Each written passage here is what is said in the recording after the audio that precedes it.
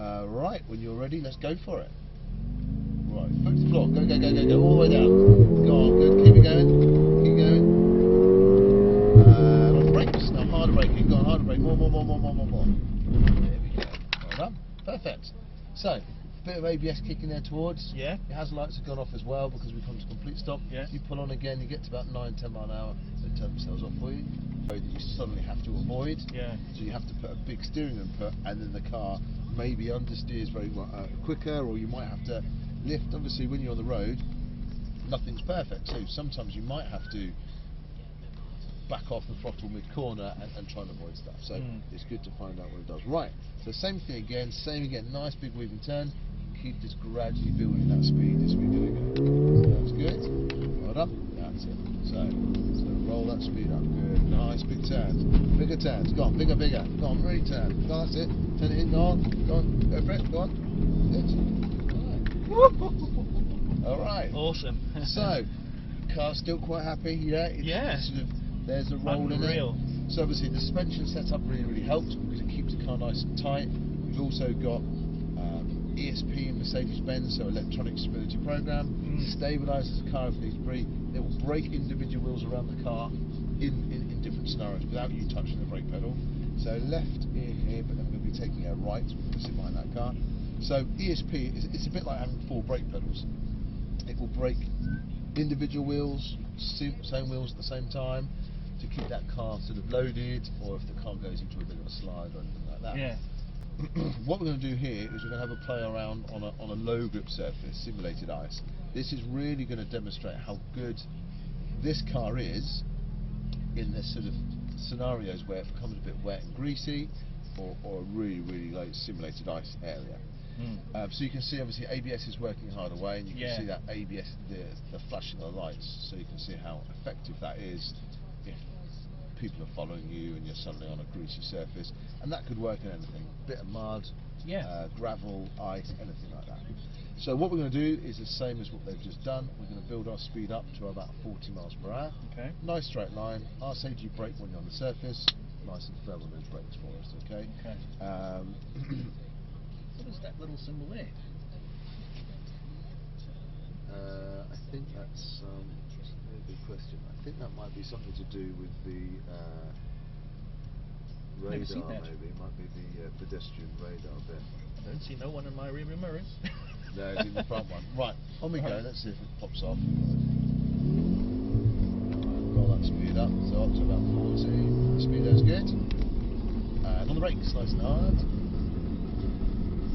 So, as you can feel, it takes a while for the car to come to a stop. Sure. Yeah. Brake pedal probably feels a bit different than it did it's on a normal time. Yeah, it sort of stiffens up on you, so it feels. You get a bit, so bottom right hand corner there. That's it. We'll just loop it around and give that another go. Yeah, so it always gives you a different sort of sensation or feedback. So right and right again. Let's follow it all the way back round, and we're going to go and give it another go on the surface. Cool, but the key thing is the car stops pretty much in a straight line. Yeah, the car doesn't move around much. Yeah, it's just stayed straight. Yeah, unlike my first ever car, if I jumped the brakes, the car normally just veered off the left because the pads were normally out. You have different grip values on the tyres, so brake distribution really helps out with that. So it regulates the braking around the car, and it will move back and forth depending on where the braking bias is needed. So there we go. So what we're going to go for here is a bit of an avoidance exercise, or a sort of a steering equipment on that surface. This is really going to highlight and show the system's working. ABS, obviously that sensation we felt, and the main reason we have ABS is because it allows you to brake and steer at the same time. Old sort of canex braking, you just pump on the brakes yourself or jump the brakes. If they lock up, you release them and go back on again. We've got this system 1,000 times better than you can ever do, so you can just commit on the brakes and then turn. And also, if you brake and steer, as we talked about, that brake distribution will go from one side to another depending where it's needed. So, imagine we have a line that runs down the middle of the surface. It gives us 2 lanes. Okay. We're going to start off on the lane on the right, more to the right hand side, 40 miles an hour again. I'll say to you brake, hard on the brakes. I'll then say to you turn, remain on that brake pedal, turn across to your left, and then we're going to straighten up. Okay. So, So I try and just change lane. exactly Okay, that. cool. Like you're on an A3 or a dual carriageway, and you've got to change lane, but the surface we're on is really, really low grip. So if I can imagine a car is standing in front of me and I've got to avoid him. Exactly. Okay, that. cool. Perfect. Whenever you're ready, off we go.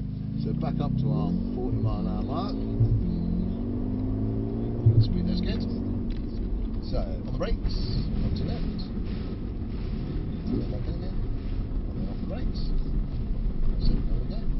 Very good. What we're going to do now is we're going to do the same exercise again, but on a higher grip, normal tarmac, like you're going to get on the road. So those two orange cones in our lane are hopefully what we're going to try and avoid.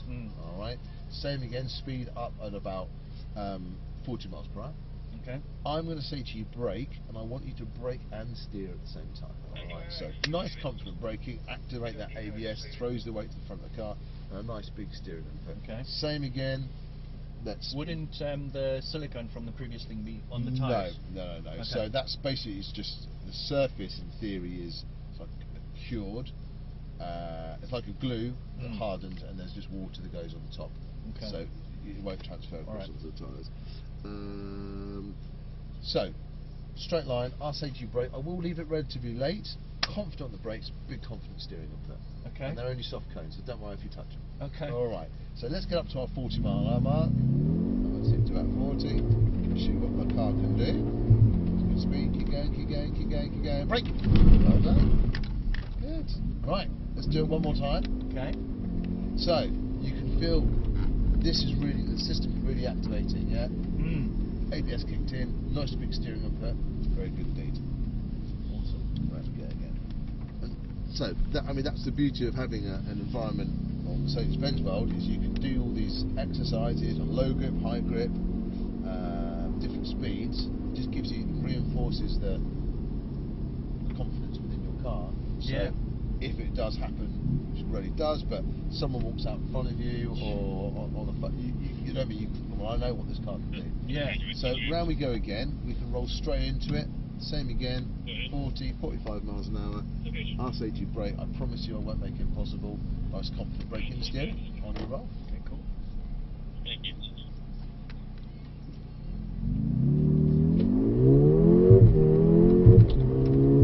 Keep going, keep going, keep going, keep going. Brake. Good. Good man. Cool. Alright. Yep. So we're just going to do one last thing. We're going to go into lane 3 now. So that's 40 miles an hour, 45 is the set of speed, maybe. Town centres, I mean, a lot of the speeds have dropped now anyway, 20, 30s, but more of a built-up area. We're going to have a go now at 60, 65 miles an hour, but we're going to do it in lane 3. Okay. We're not going to have anything to avoid, we're just going to brake and change lane. Okay. This is going to be more of a scenario, higher speeds, motorways, dual carriageways, something's fallen off the back of the truck, something's run out in front of you, an animal, and you've suddenly got to change lane, or there's debris in the road for us. So left, back into lane 3, and I'll just run through what we're going to do. So, in that situation that you're describing now, would I come to a standstill on a motorway though? No, so on a motorway it will be brake into change lane, and then you just roll back off the brakes again. But here you want me to proper slam the the brake? So what we're going to do is we'll build our speed up to 60, 70, whatever speed we get to. So just keep accelerating, but don't worry about roughly what speed we're going to get to. What we're going to do is after that orange cone, a little bit later, I'll say to you, and brake, so you know it's coming along. And when I do, firm on the brakes, confident steering into lane 2, straighten up, and then just roll back off those brakes again. Okay. So it's like you're slowing down. When you brake, it transfers a lot of weight to the front of the car, so it actually stabilises the car. So braking in and turning throws weight to the front of the car, and actually is not a bad thing. Okay. Once we then straighten up, roll off the brakes, and on we go again. And this is, as I said, I don't know, tyre falls off the back of the truck or anything like that. But you see how good the car is. So 60, 70 miles an hour. It's good. Perfect. Keep going along. Keep going. Keep going. Brake. Go for it. Turn in. Straighten up. Off the brakes. Well done. Very nice. Do you feel how happy it's unbelievable? Yeah. You can just loop it like that. Unreal. You wouldn't believe that these cars can do this, eh? No. And cars nowadays, obviously, with all these sort of electronics, ABS is the key thing. If we didn't have that, it would be very easy to lock up from the front of the car, and the front of the car would sort of wash out, and then you'd come off, and the car would then become a lot more unstable. Very good. Alright, so first lap round, we'll just use it as a bit of a sighting lap. Let's get to know where we're going, and then we're going to gradually build our speed as we go. Same again with the other one. It is relatively thin, small little tight track, so it's representing maybe a little one-way road. Vision is our key tool whilst driving. Obviously it allows you to gain as much information as possible. You can see the severity of corners. If you're related to the road, you're looking out for potholes or pedestrians or people. When you're on a handling circuit, you're looking for apexes or maybe other cars and stuff like that. So because we've got this right hand bend, we want to position the car really nice and wide, perfect, and then slowly but surely working your way in. Obviously the optimal way around a corner, really one corner wants to be one steering curve. I.e. as you're going through, we're trying to minimise going through a corner. Obviously when you're going around a corner, sometimes you need to adjust the steering, which is perfectly fine. But on a track, when you start nailing the corners, that's it, work your way in. Because what you can do is once the steering's in, if you accelerate, you can actually steer the car on the throttle. This corner goes on a lot longer than you think it does. That's it, if you keep your vision really high, you can see all the way around there. Yeah. Same again with this one, this goes on. So our apex, our clipping point, is a lot further around the corner than it is at the beginning of that corner. So the later we go round, that's it, tight line, and then cut the corner nice and tight, and off we go again. So in theory, as you release the steering like the sim stuff, you feed that throttle in. So your steering and throttle sort of want to work together. With a four-wheel drive car, it inherently has huge amounts of grip. On other cars, not so much. Same again with front-wheel drive cars, they struggle, especially if you get some front-wheel drive cars with 250 brake horsepower, maybe more, and they have to power and steering at the same time. So it's about reloading. Rear-wheel drive cars, it's about strengthening that steering up and getting on that power, trying not to have a huge amount of lock. That's it, nice wide line here, perfect. Smooth braking in a straight line, and then keep it in, and then slowly feed out. So yeah, good general rules, slow in, fast out. Slightly wider line over here, so we want to be coming, it feels a bit weird, but we're actually positioning the car there. And then you slowly work your way into this inside line here. Same again, really wide on this one. Now cut this inside a bit more, keep going to this inside line, there you go. And we come out that corner so much later, hold that lock on, and then we go into this one, and then into that one, back on the power, and off we go again. Good. Good, turning in. Good, so as the corner starts opening in front of you, that's when we can open up the throttle, release the steering at the same time. That's it. Braking, turning in, keep that vision as high as possible. That is the key thing, to know where the corners are. Right, let's build the power that a little bit quicker through this corner. A bit more throttle if you want it. Go on a bit more, let the car naturally run wide. Off we go. Right up, and then onto those brakes, and then smooth braking, nice straight line, into the corner, back on the power. This is his late turn-in corner. Good. Did I turn in too quickly there? A little bit too much, yeah. So line was not too bad, we just turned it. It's not the end of the world, we still get around the corner. All we're trying to do is obviously do the most efficient line. That's it, in you go. Go ahead. Back on the throttle. Well done, we're good, keep it tight, that's it. So in theory we're trying to drive the least distance around this track, stabilising the car, feed that power in as we get released. Good. And just load the brakes up into the corner. There we go, perfect.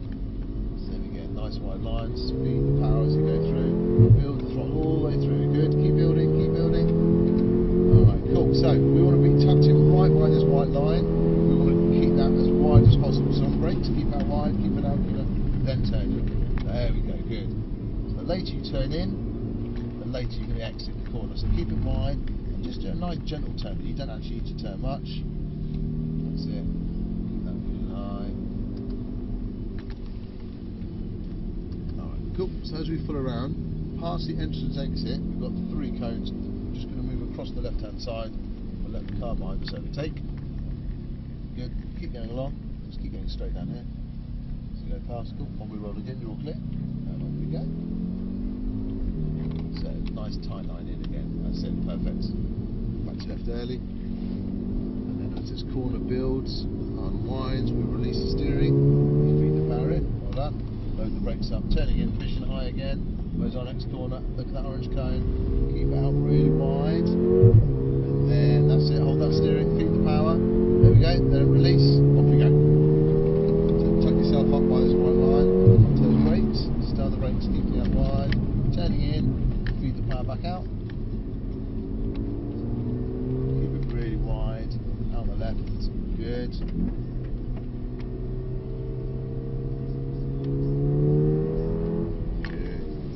Through.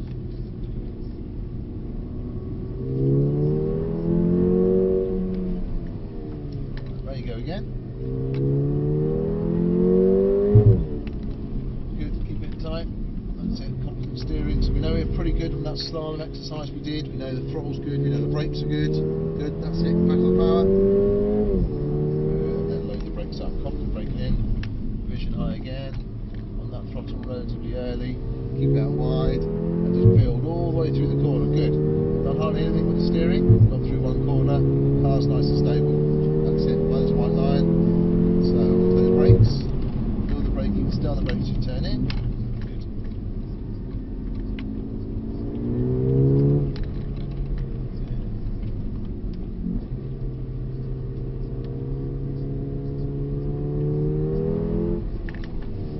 All right. Round we go. And then we'll be taking a left off here.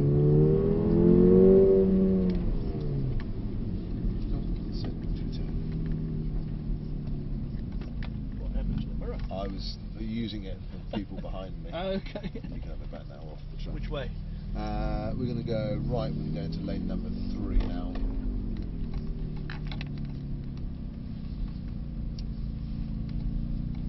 That's it. We're going to lane number 3. Perfect. Cool. So we're going to run through the little race start. Okay, cool. On that one, you don't need to turn traction on and off. It all depends on that. Sometimes just turn it off just so it minimises or gives you a little bit more speed. It's just a pump on the brake. So it's just It's not working. it's probably because it might be the brakes are quite hot on it. Right, so if you put your left foot on the brake for us, so swap feet, there we go, good.